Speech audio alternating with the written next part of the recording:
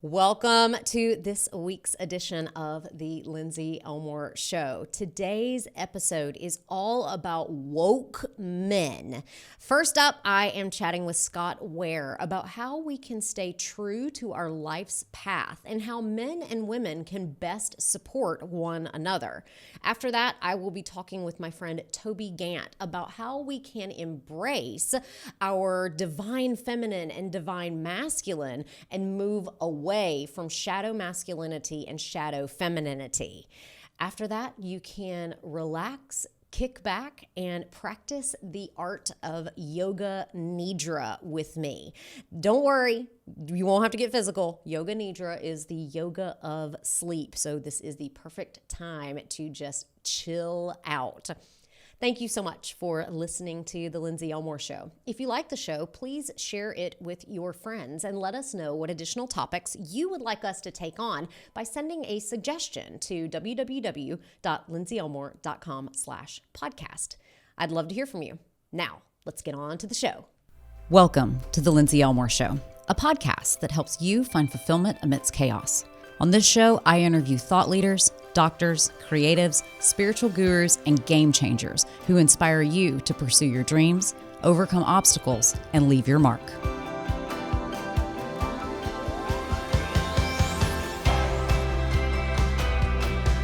Scott Ware is the publisher and editor of Radiance Multidimensional Media. His media group produces inspirational video content and highlights holistic practitioners, Reiki masters, and energy healers in their print and digital magazines, as well as online. Scott's mission is to take the latest information readily available and believes that everyone has the right to lead a happy, healthy, and fulfilling life. I was inspired to talk to Scott because he bravely helps others come out of the spiritual closet. In order to find true fulfillment, I think that we have to have the freedom to find our own spiritual path.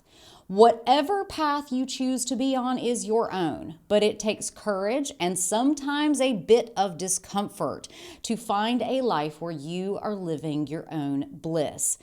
That's because we often have to break from our traditions and from what is expected of us. In her memoir, The Top 5 Regrets of the Dying, Bronnie Ware, who is no relation to Scott, describes that when we get to the end of the life, it is not working too hard or even losing touch with friends that we regret the most. What people regret the most is wishing that they had pursued their dreams and aspirations instead of the life that is expected of them. Many of us were brought up in one religion, and it was expected that we would remain in that religion for life. However, with the advent of social media, the New Yorker reports that younger adults are more likely to be open to exploration of additional spiritual modalities. But walking your own path can alienate people who mean the most to you. Today, I'm excited to talk to Scott about how we can explore our own spirituality in a way that honors our past, recognizes our present, and actively creates our future. Scott Ware, welcome to the Lindsey Show. Hi, Lindsey. Thanks for having me. Absolutely. I'm so excited to talk to you, especially being our first male guest. I wanted it to be someone with a very deep spiritual connection because I think all of us struggle with when we start to define ourselves.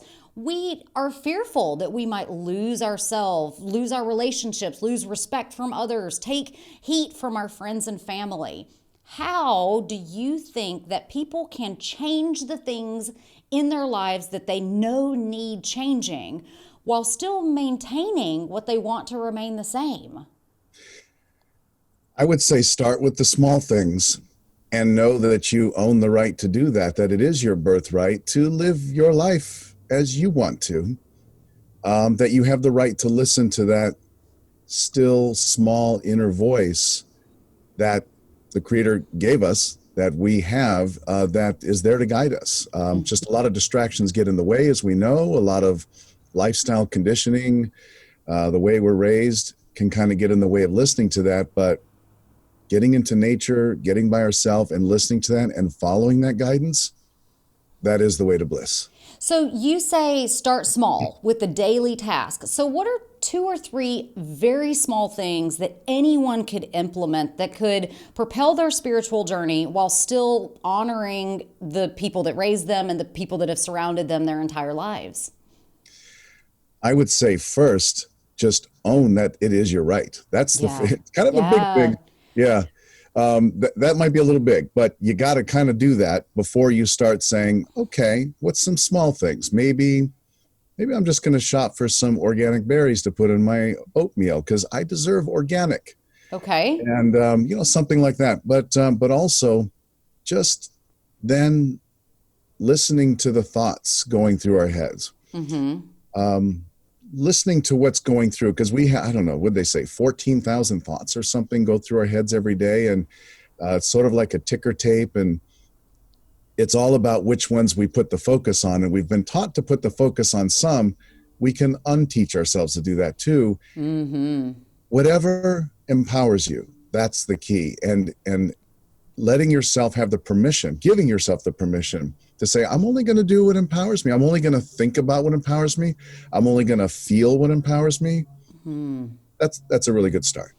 So you are a big advocate of transforming thoughts via meditation, being quiet, listening within.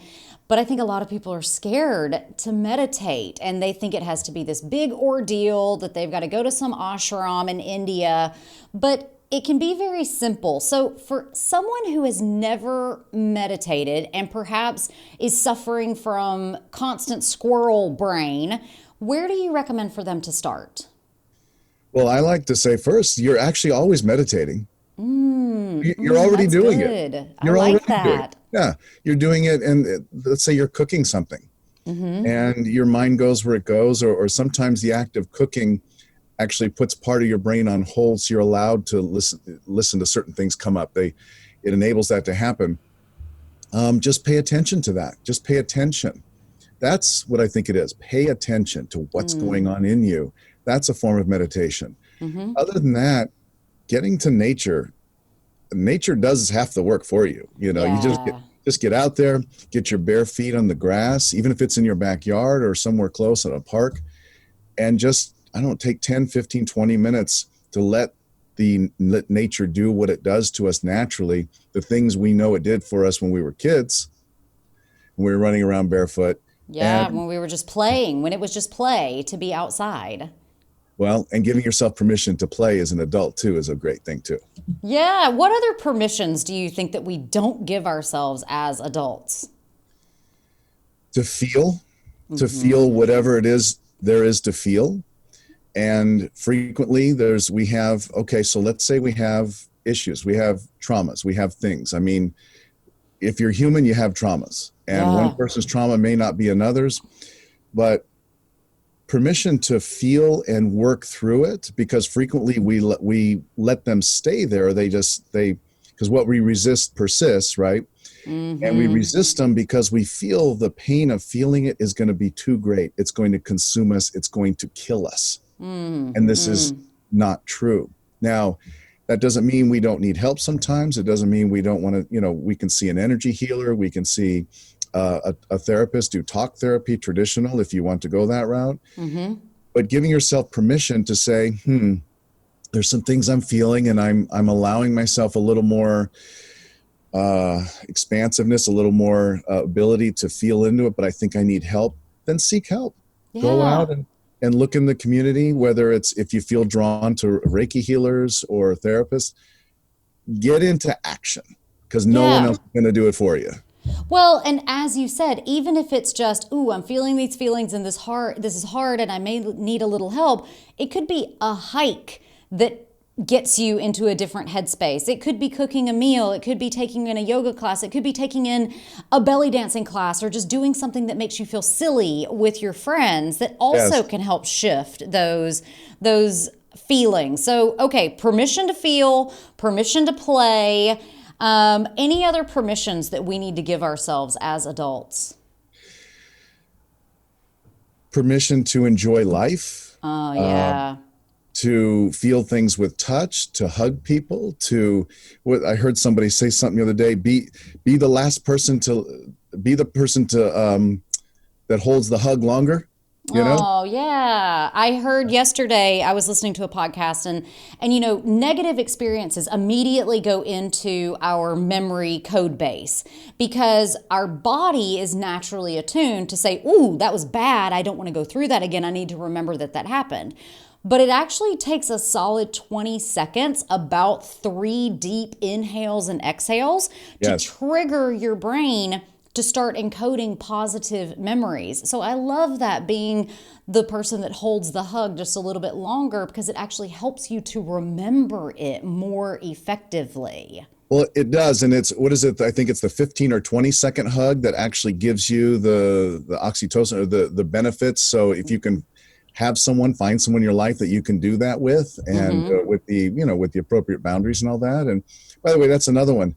Erecting boundaries is something to give Yes. yourself permission to do, and not be afraid of the fact that you think you're going to hurt somebody's feelings doing that. Yes, so let's talk about boundaries, because I think we're in an era, and most of our listening audience is women. And I think women have, as one of my therapists put it one time, she said, "You've got to think like a dog and you just got to sniff it out." And she said, women have lost our sniffers as far as we've forgotten how to kind of pee on the bush and establish the boundaries, and we've forgotten how to sniff out toxic masculinity and toxic femininity around us. So I think that too many women are like, "Oh, this person irritates me, but they're my so-and-so, or they're so-and-so." So I don't think any of us are sure where to put boundaries. So how do we establish boundaries that honor our spiritual growth, while again addressing that, like, I don't want to alienate these people? And then when do you make that decision, like, no, they deserve to be alienated, that's it? Sure.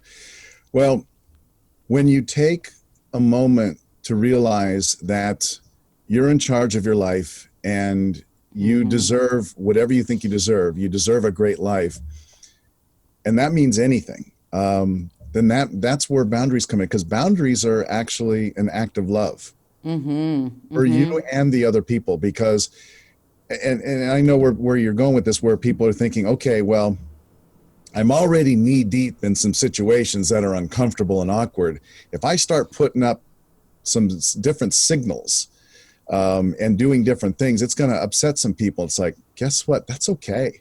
Yeah. We really have to get over what other people think of us. Now, that's a big one to unpack right there. That's a tough one, especially in the age of social media where everything is so public. But we have to get over it. Not everybody's going to like you. Not everybody's going to like me. It's just the way it is. And that's a really interesting thing to work on. And a lot of us might say, "Oh yeah, I believe that." And maybe they've even put up some memes on Facebook to that effect, but they haven't embodied it. And so what we really should give ourselves permission to do for our best life is to work on these things, to do what some people call the shadow work, or the inner child work, the work with our parents, whether they're present in our work or not, and we just need to work through some things without them. Do that work. Do those things. Set aside time to do those things, because what'll happen is you'll ask yourself a question like, "Well, why don't I think I deserve to do what I want? Or why do I think I need to please everybody around me and always do this? And I'm always that person." Even though you get some benefit from it, some immediate payoff, but it's a short-term gain. But long-term, you're unsatisfied, you're unfulfilled, you're unhappy for various reasons. And think about, well, why don't I think I deserve that? What happened there? And then you start to follow that emotional cord That loop, yeah. to the past, and you can work. And if you don't have a lot of experience, you can get that out there. There's classes you can take, or people's workshops you can take online or in person, where you can find out how to work through those things and ultimately free yourself. We come to this world, they call it, where we get conditioned with so much that just ties us down, and we don't realize how unfree we are. And then when you start to get free, that's when change and shifts start to happen in your life, and people start to, believe it or not, they start to get used to it. They start to Yeah. get used to you. And you may know somebody, people watching this may know someone who's made these shifts, and you'll be like, well, yeah, one day they just started to do this and that, and then they weren't coming around as much. And well, guess what? They're probably living their best life, and they don't care what other people think. Right. Yeah. So, so it's a series of small steps. It's a series of small steps, but it's a series of small steps that all lead you towards your innermost voice and your innermost spiritual core. So I'm curious. There aren't a lot of men out there that will just be so obvious about like, hey, I'm on a spiritual journey. I'm here to dig deep. I'm here to represent spiritual growth. I go to therapy. I embrace healers, feelers. If women are pushed up against partners that are just like, we don't need to go to therapy, we're fine. Why are you going to that Reiki master again? A woo-woo doctor. How do you help, and what advice would you give for I was laughing at myself. I was like, how do we do this episode without mansplaining? But I am genuinely interested. What advice do you give for women who are in toxic relationships with partners, male partners? How can we either shift that pendulum inside of a man or just go, it ain't gonna shift and I'm gonna stop trying? Well, you've already set up the situation by saying it already is a toxic relationship. Yeah. So you're saying if they're in toxic relationships. Yeah, if they're in, or even if it's overall happy, their husband, their partner just goes, why do you keep doing this stuff? Right. What do you give advice to these women? Sure. I mean, it's up to everyone, obviously, to determine ultimately whether they're in a relationship that should continue or not. But a lot of times, there's a lot that can be done, I think, to salvage and enrich a relationship and have it grow. A lot of times, I think we can be sending mixed signals. And by that, I mean, yeah. And by that, I mean, we've made some shifts, but other shifts are still there. So let's say a spouse is saying, why are you doing this or that? And I think it's very healthy for someone to say, you know what? Could we do something? Could we do this thing?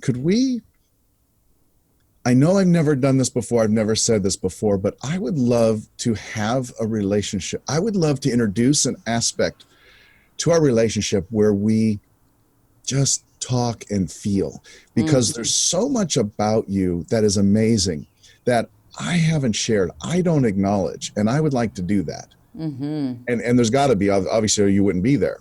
Yeah. And frequently there's a lot of things we step over. I love that distinction of what they call acknowledgement. We can do this with everyone in our life. There are things that we love about other people that we don't say often enough, if at all. Right. Not saying I love you, but just letting you know how awesome they are in this or that aspect. Oh my God! If there's no greater heart opener than that. You start by sharing, and that's really key. Someone starts by sharing, and they open up like that. The other person's heart opens. You're set. Yeah, you're ready to go. Yeah, you can have almost any conversation at that point. Absolutely. I was on a radio show that I sometimes co-host called Awakening Code Radio in Laguna, and it's out as a podcast as well. And there was a couple on there who are a married couple who were talking about how to build great relationships and strong relationships. And one of the things that got introduced in the conversation that was very touching was just that idea of, and I don't know, this word divinity. Bringing divinity into your relationship. Now, I know that's, you could say it in a bunch of different ways. Bringing love, some people might say God, or just specialness, something bigger than you. So there's three things. There's you, the other person, and then that. Yeah. And if you could figure out a way to make that happen, and maybe it would happen on a camping trip when, or whatever, if we're talking about women with a husband, whatever he loves to do, maybe there's something there, and just to bring that in and say it and make it special and And then you're really creating something, the two of you, that is so special and unique and just lovely that just words can't even describe it.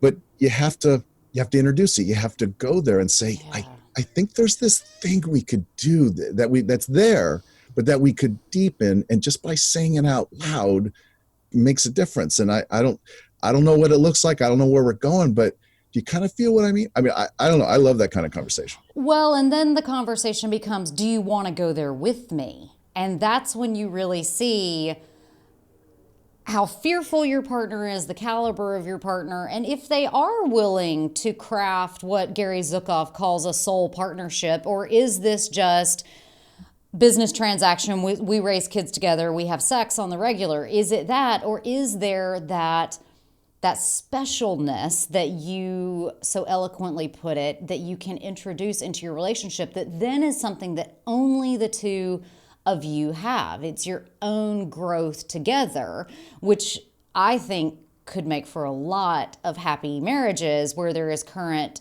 distrust or unhappiness. Yeah. Well, I don't think it has to look any one way. Yeah. It's because every couple is special and different in their own way. And so that's the beauty of it. You could say, it doesn't have to be so starkly asked, like, I want to do this. Do you want to come? Yeah. As opposed to just let the energy flow, feel the energy, because that's what we love about love, that the deliciousness of the energy flowing, and then just go with that and say, I don't know what it looks like. I don't know what it is for us, but I feel there's something, and I just want to keep wanting exploring. I mean, what do you, and then just take their feedback on that and go from there. However the conversation organically goes, only those two people know, because it's special to them. Yeah, absolutely. Do you But think the effort is great. The effort, yes. If your partner's willing to put in the effort, that's what really matters. And it may be, and it has to be reciprocal. You know, they've got to be able to ask for something and say, you know, honey, I want this, and you say, okay, well, let's try that too. I think that's where that energy flow comes into play. I think the effort is already there because they've already fallen in love with you. In essence, you're saying, will you fall deeper? Yes, I love that. Do you think everyone has their own mission on Earth, that there's just this one big life's purpose that we're all in search of? I do. You do. Tell us about that. I do. Well, either people believe there's no intelligent creation in this universe, or it is and with meaning, and just that right there, we have free will to think and feel whatever we want. If you want to feel this is a random universe, and when you're done, and you, to use that terrible phrase, you take a dirt nap and you're done, right? Okay, yeah, fine. That's what you can do. But it empowers me and enlivens me to believe there's intelligence, there's creation. In fact, there's love all around, and that is the energy of the universe, and that it works for me in my favor. And then I see proof of that. I like to live that way better. Yeah. So as far as mission, well, yeah, we see it, especially with the people we love. We see their uniqueness. We see their gifts sometimes maybe more than they do. And so even logically you can say, well, then I must have one too. And pretty sure you do, and you're pretty sure you know it. It's that thing you like to do that you know no one has to pay you for, but you're just going to do it anyway, and you have fun doing it. That's probably very close to what that's probably your life mission. And yeah, we're here to do that. I believe we're here to follow our highest joy, and the highest joy is that thing you were given. And if you want to go even further, different people have different spiritual beliefs, but I believe we've co-created this existence. I believe we're part of the all. And so our memory was wiped, of course, so that we could go through all the things we went through to experience love and forgiveness and all the things we've experienced. And yeah, we gave ourselves something really special. That's very special to us. Maybe 2 or 3 things. Yeah, I know. Absolutely. I mean, I know that a lot of people think I may be a little bit crazy, but I've been exploring the ideas of reincarnation because I think humans have these moments where they're like, this is a deja vu. I've been here before.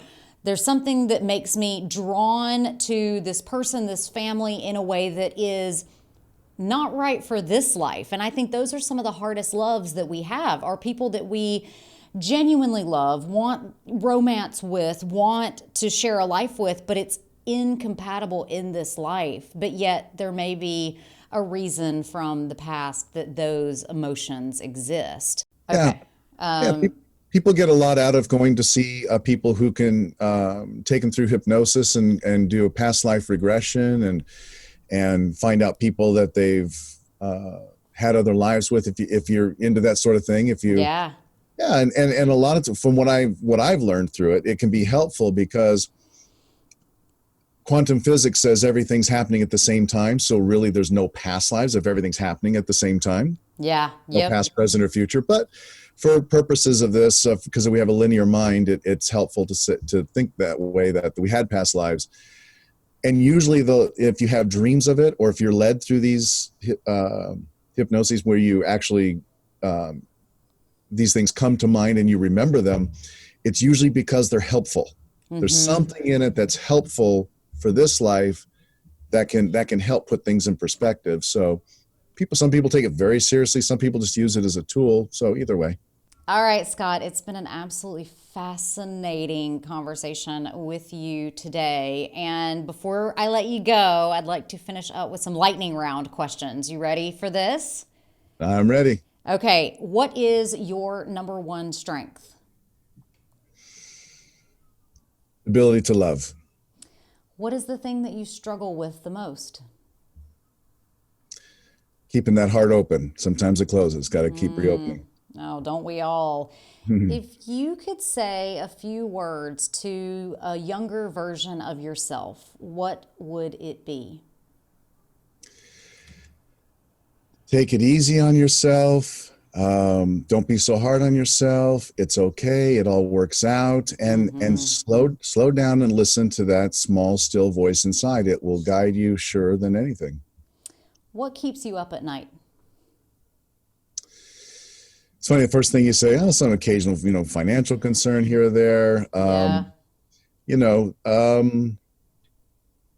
But no, not much, because I know all is as it should be, and I trust even that. Yeah, I mean, it's just like the Mark Nepo quote, what if everything was happening exactly how it was supposed to be, and you could just accept that and you just surrender into it. It's a beautiful, beautiful place to be. Can I tell you another version of that I really like is, please. What if everything was happening for your highest and best good, and you believe that? How empowered would you be? Yeah, I love that. And I don't think a lot of people are ready to access that highest and best good. And I think that's why we stand in our own way so often, by closing our hearts, by staying stagnant, by not asking and not having those difficult conversations that lead us to spiritual openness. So who is your greatest inspiration? I love Jesus.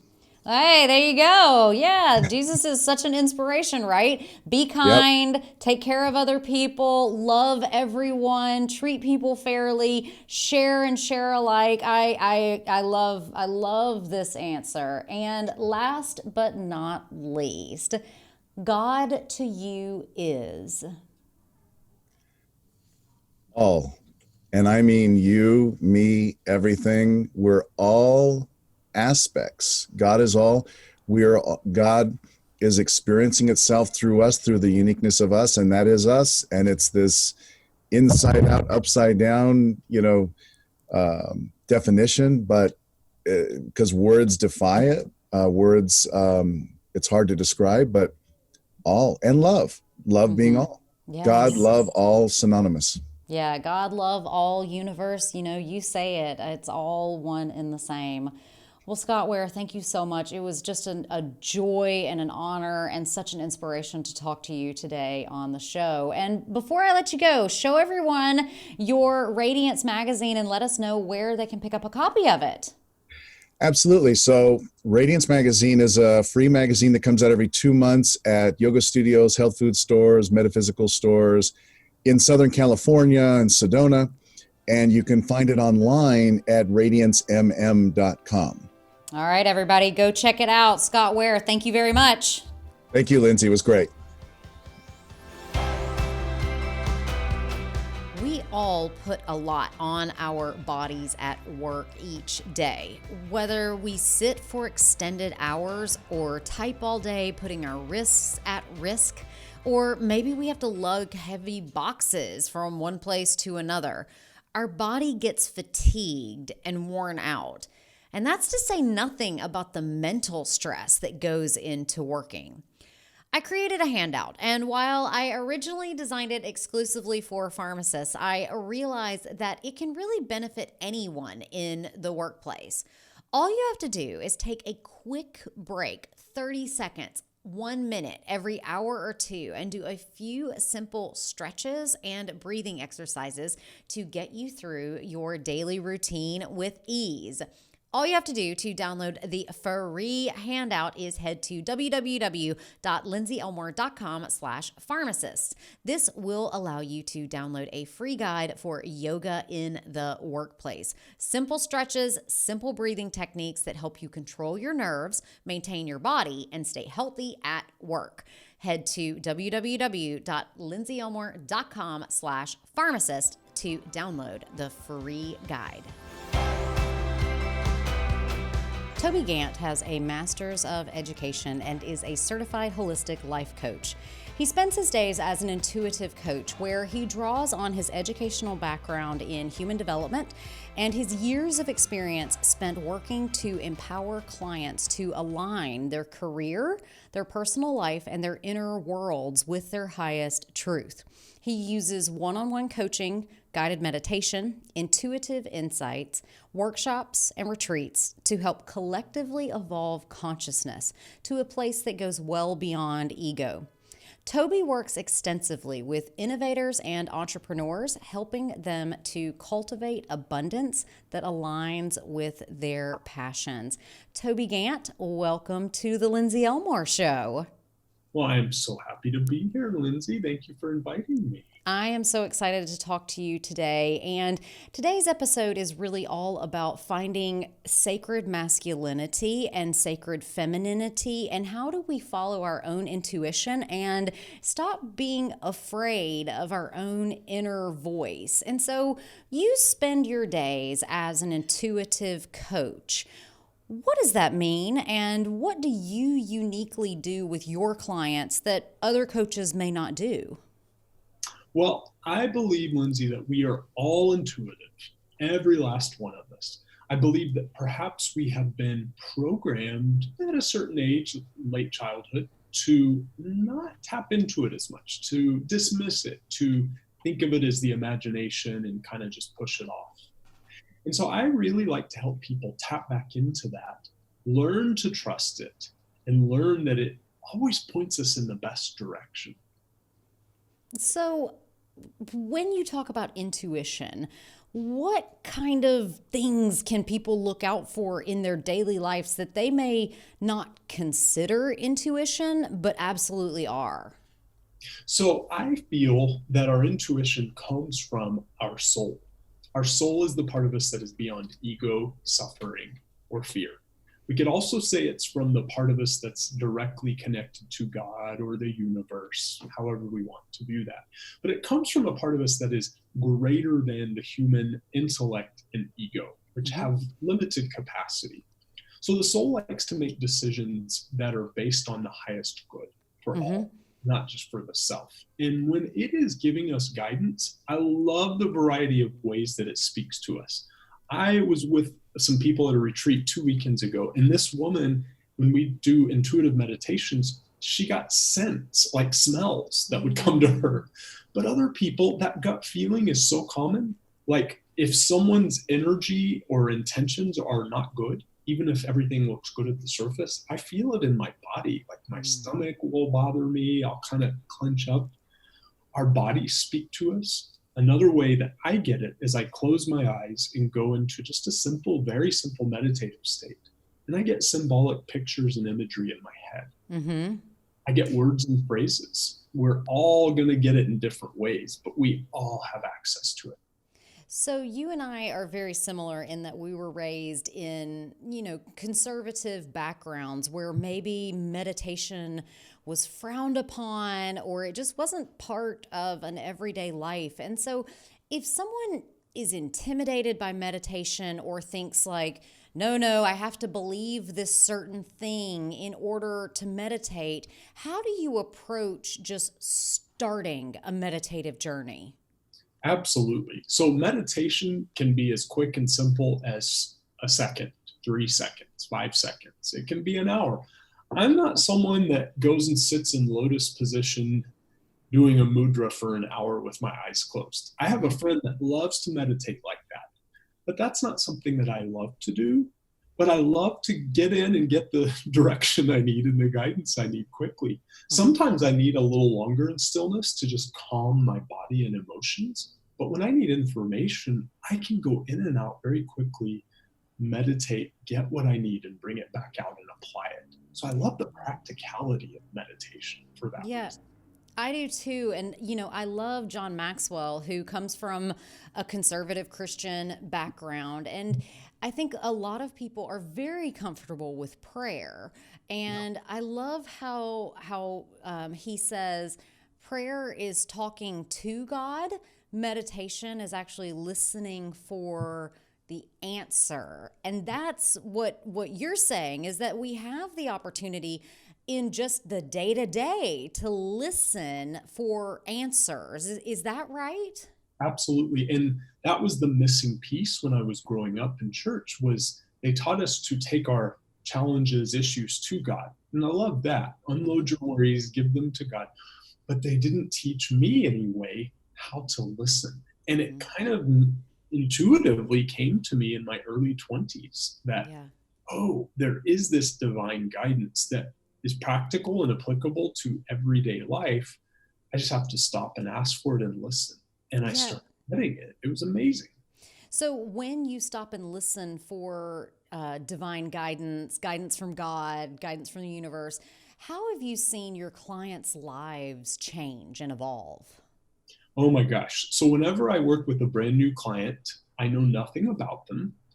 If it's a referral of a friend, maybe I've heard a little something, but generally it's people I don't know. And I don't like to know about them. And I say, welcome to your session. I'm going to close my eyes and ask for divine guidance to show me what's the most important thing for you to know. And I close my eyes and I get imagery for that person, usually imagery, sometimes words and phrases. And it always is so on point with what's happening in their lives. That's not because Toby is so great. That's just because all I'm doing is tuning into this universal, bigger energy than me that connects all of us together. And that energy has a big wisdom that knows what each of us needs, what each of us is learning, what each of us is going through. And I love to start there. That's how I really help my clients is when I tell them something based on this bigger wisdom that pertains to right where they're at right now, I've got their attention. Like they're like, okay, I'm ready to listen now. And I'm not ready to listen to you, Toby. I'm ready to listen to this divine guidance that has good things for me. Well, and I think that's so important when you're working with someone who is an intuitive coach. What do you look out for to know that someone is actually tapping into something greater than themselves, or if they are tapping into ego and maybe start to touch on the divine masculine, sacred feminine, and then also our shadow sides? Like, how do we differentiate what we see in ourselves and what we see in others as either being sent from our highest and greatest good, or that's just in you. You're just thinking that. Well, I'm so glad you brought that up. So the ego itself often will come across in what I would call the shadow masculine form. It uses fear, but it can also come across in the shadow feminine, which would be often using the energy of guilt. Shadow masculine likes to use fear to manipulate. Shadow feminine likes to use guilt to manipulate. But the ego is not a bad thing. It serves a basic survival purpose in our lives, but it also, it kind of operates at the second grade level at the highest, maybe more like kindergarten, Right. whereas our heart and our soul are operating like PhD level and beyond. And so when we tune into the ego, it doesn't like change. And it likes to use fear or guilt to hold us back and manipulate us so that we don't do anything that upsets equilibrium. However, our heart and soul, they're like, hey, I have things that I can offer you or things I can do through you that can benefit a lot of people, but it's going to require you to take some leaps of faith, take some risks, do some new things, and try new things. So what I like about this, the shadow masculine, the divine masculine is always solutions oriented. The divine feminine is always looking out for the greatest good of all people. When we cultivate that divine masculine, that divine feminine, we're bringing forth amazing solutions that benefit the most people possible. Okay, so when we start to get into our divine self and let go of fear and guilt and really start to think about how do I help and how do I impact the greatest number of people, we know we're moving on the right soul path, or at least getting there. Is that a step on this soul path? You know, for somebody who doesn't even know what a soul path is, what do you think that is, and how does it relate to these different energies that we have in our bodies? Well, the soul path, the Sanskrit word for soul path is dharma. It's what we came here to do, to offer to the world, and to learn and experience. And when we start to have an understanding intellectually of what our soul path or dharma is, then it can help us to choose to not be bullied around by our emotions or our ego. And I love just having that awareness, really going within, reflecting. For me, I'm a journaler. I get a lot of insights and clarity on what I need to be doing through my journal. Everyone likes journaling. Go for a walk, be by yourself in nature, whatever helps you. Go to one of those float tanks where you do the sensory deprivation. For some people, that works. But doing what takes you within to really be still and find out what you're supposed to be doing and what you're here for. Well, I love the way that you describe Dharma, because when I first heard of Dharma, you know, I feel like, especially as women, we get told what we're supposed to do all of the time. But this is distinctly different than that. This is what your highest and greatest good says that you can gift the world the most in this lifetime. Is that correct? Absolutely. So how do you help people find this soul path, this dharma? I help them. I don't like to tell them what it is, because I don't think that's my place. I can sense and see lots of what they're here for, but I like to help people feel it and know it and trust it for themselves. So I use very simple guided meditation. Anyone can do guided meditation. Even the person that says, oh, I can't meditate. I can't meditate. I've heard that a million times, and every time I've heard that, I've helped someone access that, because it's really not what they think. They have misconceptions about meditation being something really hard and complex. It's not. Super simple. But I take them into a meditation and help them feel the essence of their soul and what it feels like. And it's something they know already. They just kind of forgot that they knew it. And once they feel it, then they start to listen to it. And once they listen to it, they know what it's saying. Here's what you need to be doing. Wow. And that feels good. And I've also come to a place where I don't argue with someone on what their soul says.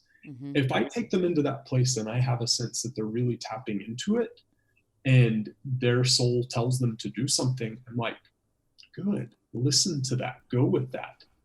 I've had clients say, Toby, will you please tune in on this issue in my life or that issue in my life? And if I hear loud and clear, tell them to tune in themselves. I do. And I say, what do you feel? What do you hear your soul saying? And that's empowering, Lindsey.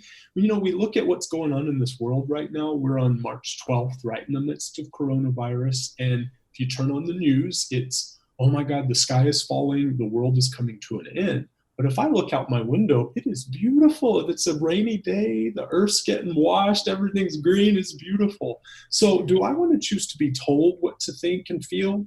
Or do I want to go, but this is my reality? Yeah. I'm all about, and I know you are too, empowering people. And I know your audience, they're people who want to think independently, be in touch with who they really are, true to themselves. That's what I love.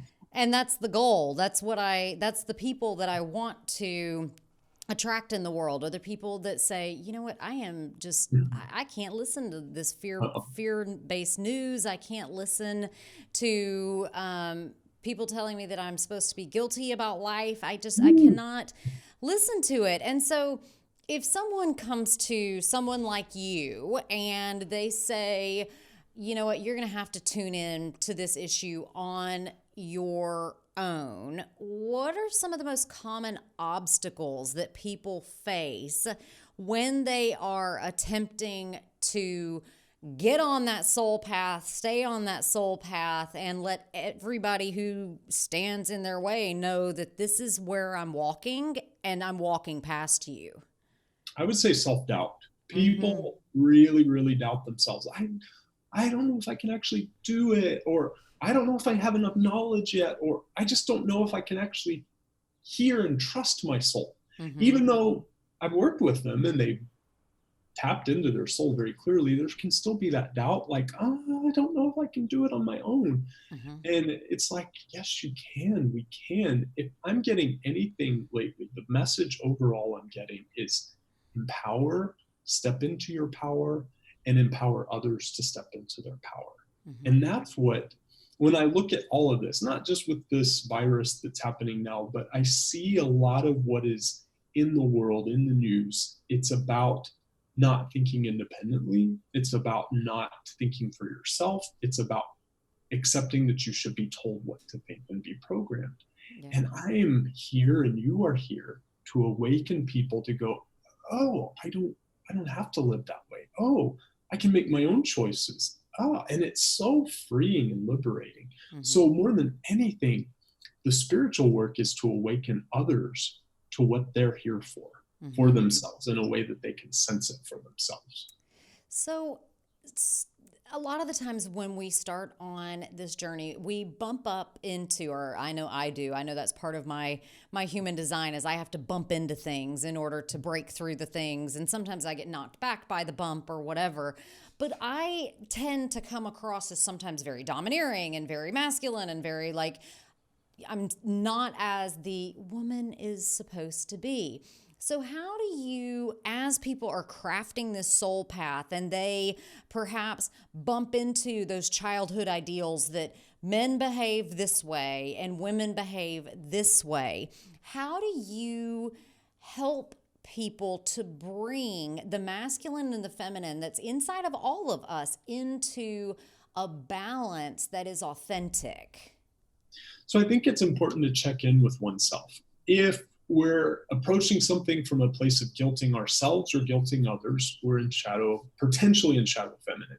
If we're in a place of using fear to manipulate ourselves or others, we're potentially in shadow masculine. But what we can do is cultivate the light or the divine aspects of the masculine and feminine. So the divine feminine is always looking for, how can I bless the most people possible? The divine masculine is looking for, how can I offer solutions and things that will, and tools that will help people be empowered and thrive. And so what we want to do is we want to recognize and be honest with ourselves, which requires being still regularly. Doesn't mean we need to sit for an hour in silent meditation, but it does mean preferably daily, we at least spend a few moments either sitting in stillness, breathing, or doing a little reflection of some sort. And then we want to see, where do I need to let go of the shadow masculine or the shadow feminine? To cultivate the divine masculine, once we've released the shadow, we can do things like, you know, this will sound interesting, but we could eat spicy foods that kind of stirs up the heat in us. To cultivate the shadow feminine, we can tie in things like floral essential oils that open the heart and give us more love and compassion. Yeah. So anything the divine feminine, to cultivate the divine feminine, we use those yeah, floral essential oils. Yeah. totally opens that heart up. Yeah. Yeah.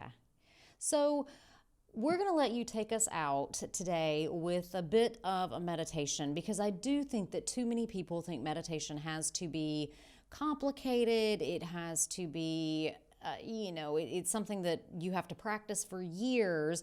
But you spend time, just like, as you said earlier, you spend 1 minute, you spend 2 minutes in meditation, and then you're doing it. You're meditating, and that's all that it takes. I invite everyone to stay tuned after Toby's meditation, and I will be leading you through a yoga nidra. But before I pass it over to him to help us tap into our most highest energies that we have, I would like to offer you the chance to get a life path session with Toby. Inside of you, there is a still small voice, a gut feeling, or a strong sense of peace, or maybe even some hesitation that just needs to be explored. You have a chance to sit with Toby and get a life path session to reconnect and remember your highest purpose. All you have to do to get your life path session is head to www.shakeholistic.com/life-path-session. That's www.shakeholistic.com/life-path-session and use the code Lindsey20 to save 20% off of your first life path session. So Toby, my dear friend, it is an honor to call you a friend as well as a colleague, and I'm going to pass it to you to just give us a short meditation that anyone can join into. I'm going to invite myself to close my eyes, and I will pass it to you. Absolutely. So wherever you are, seated or standing, preferably seated, I just need you to close your eyes. Take a nice deep inhale in, shrug your shoulders up towards your ears, and I want you to take a big audible exhale through your mouth, releasing your shoulder blades down your back and together, opening your heart. Let's do that one more time. Deep breath in through the nose, bring the shoulders up towards the ears, exhale audibly through the mouth, letting go of tension and stress. With your eyes still closed, I'd like you to notice where you have fear or anxiety in your body. And I'd like you to breathe into that point in your body. Imagine the breath is new energy, fresh energy. And as you exhale, once again through your mouth, forcefully blow out that tension, that stress, that worry. One more time, deep breath into wherever the tension is. Exhale through the mouth to let it go. From this point forward, just let your breath lengthen and go in through your nose, out through your nose. I'd like you to bring your awareness to the midbrain. Some say this is where the soul speaks to us. But right now, I just want you to let that part of you that is beyond ego, beyond suffering, beyond fear, give you just one little piece of guidance. For this moment, your analytical mind can take a break.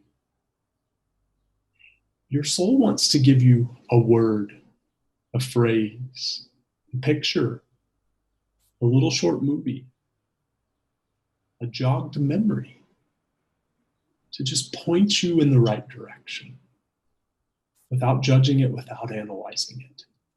Let that intuition come to you from your soul. And you're always welcome to come back here, to spend more time here, to ask a question and await the answer. Thank you for joining me in this very brief meditation. Always happy to go deeper with you. Have a beautiful day. And thank you, Lindsey. Thank you, Toby. Everyone stay tuned and stay in this meditative state. And let's now transition into the practice of Yoga Nidra. And we will now begin Yoga Nidra. Become aware of any sounds that you can hear in this moment. Not anything else other than what you can hear without strain. Begin to focus on the most distant sounds that you hear. Let your sense of hearing radiate outward, searching for distant sounds and following them for just a few moments. Now move your attention from sound to sound to sound without labeling the source. And now gradually start to bring your attention to sounds that are closer. Think about sounds that are inside the building that you are in, sounds inside the room. Without opening your eyes, visualize the four walls that surround you, the ceiling, the floor. Visualize your body lying on the floor. Visualize the position of your body, the clothes, your face, your hair, the position of your hands. Become aware of your natural breath. Become aware of the natural and spontaneous breath that moves in and out of your body without any effort. The natural breath flows through both nostrils as you inhale and as you exhale. Allow your breath to become slower, longer. Take a slow inhalation followed by a longer, slower exhalation. Intentionally make your exhales even slower. Notice the slight pause that happens at the end of each exhale. Slowly inhale, even slower exhale, and pause. Slow inhale, longer, slower exhale. And then acknowledge the pause where your body is neither breathing in nor out. Continue to breathe in this way. Now release it. Go back to the natural, easy breath, releasing all control over the inhale and the exhale. We now begin the practice of Yoga Nidra. At this moment, you should set your sankalpa. This is your resolve. The sankalpa is a short, positive statement in simple language.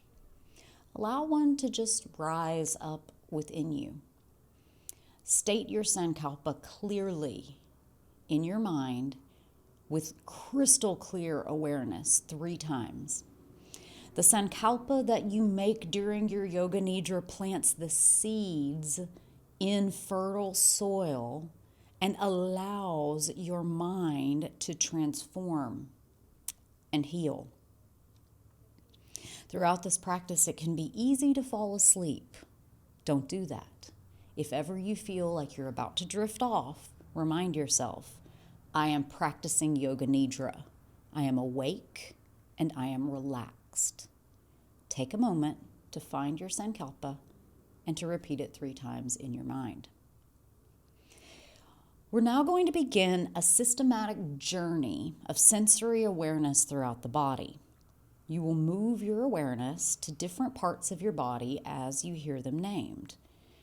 Please say the part of the body inside of your mind and feel the sensation of that part of your body. But don't move. Just allow the consciousness to flow. Feel the top of your head, the tops of your ears, your earlobes, the skin that is above your eyebrows, the skin that surrounds your nose, your shoulders. Think of the skin that's wrapped around your neck. Feel the bones of your arms. Feel the inside of your chest rising and falling as you breathe naturally. Allow the consciousness to move over your stomach, over the liver, over the intestines. Feel the inside of your gut.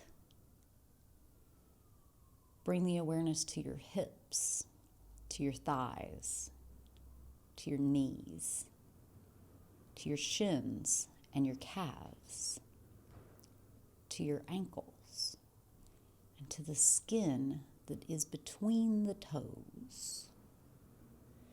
Now imagine that your entire body has become light, as though your body could float away from the floor and towards the ceiling. The head is light and weightless. The limbs are light and weightless. The torso is light and airy and weightless. The whole body is light. So light that you rise higher and higher and higher away from the floor with your weightless body. Now feel the opposite. Allow a heaviness to enclose your body. Feel the heaviness of all of your bones dragging you down with gravity. Feel the heaviness of the back of your head on the floor. Allow each part of your body to become heavier and heavier. Now, sense anywhere in your body that feels cold. Allow that bracing, chilly cold to flow on your body. Imagine being outside in winter without enough clothing on. Allow the chill to permeate your entire body. And now feel the opposite.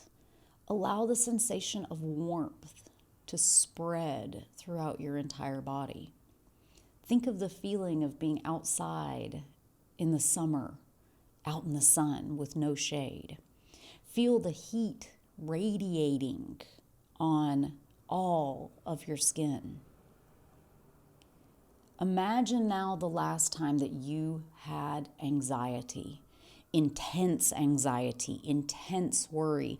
Feel the stress in your body and your mind that anxiety caused, but don't focus on the source. Just feel the feeling. Don't think about what made the anxiety happen. Just feel it. Create that sensation of anxiety so clearly that it is palpable. And now allow those feelings to completely dissolve and for a sense of calm to envelop your entire body. Manifest the experience of calm, the opposite of what you just felt, and allow that calm to permeate the mind, the body, and your emotions. You are relaxed, you are aware, you are completely calm, and you are practicing Yoga Nidra. Now begin to concentrate on the space in front of your closed eyelids. Imagine before you there is a transparent screen as though it were a movie theater. The screen is as high and as wide as you can see. Concentrate on this screen within your mind and become aware of anything that presents itself on the screen. Colors, patterns, light. Whatever you see, just allow it to be.